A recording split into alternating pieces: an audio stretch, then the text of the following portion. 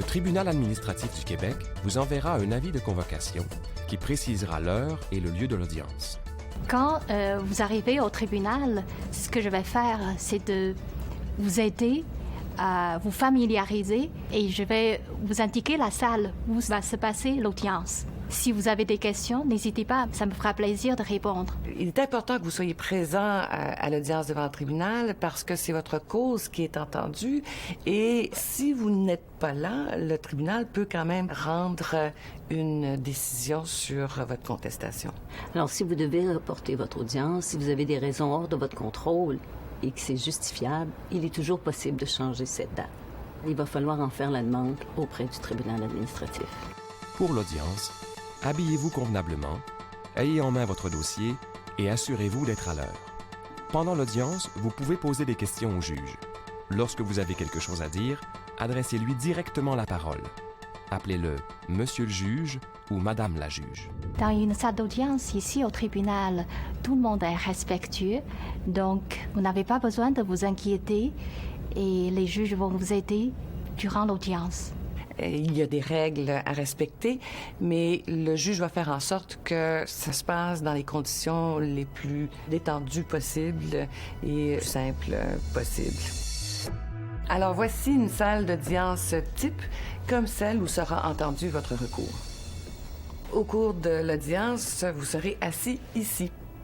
Et en face, il y a le représentant du ministère ou de l'organisme dont vous contestez la décision.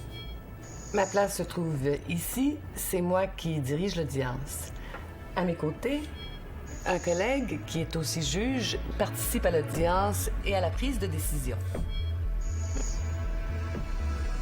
Mon rôle en tant que juge est d'entendre ce que vous avez à me dire comme élément pour soutenir votre position.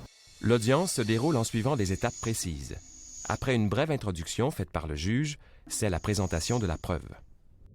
Généralement, vous allez devoir exposer en premier les faits qui font en sorte que vous devriez gagner.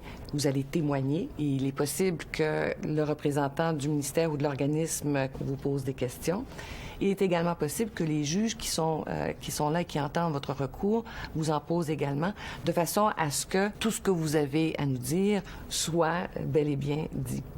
Après que vous aurez donc présenté votre preuve, les faits qui font que vous pensez que vous devriez gagner.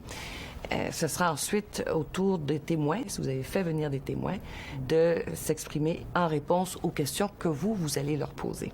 Ça va constituer votre preuve à vous et par la suite, le représentant du ministère ou de l'organisme va faire exactement la même chose. Après la présentation de la preuve, vous pourrez parler au juge pour le convaincre que vous avez raison. L'autre partie fera la même chose. C'est la fin de l'audience.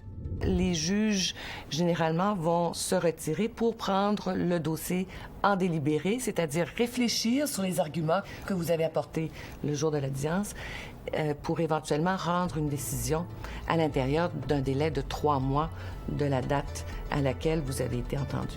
Les décisions du tribunal ne peuvent généralement pas être contestées devant un autre tribunal. Et toute personne concernée par une décision doit s'y conformer.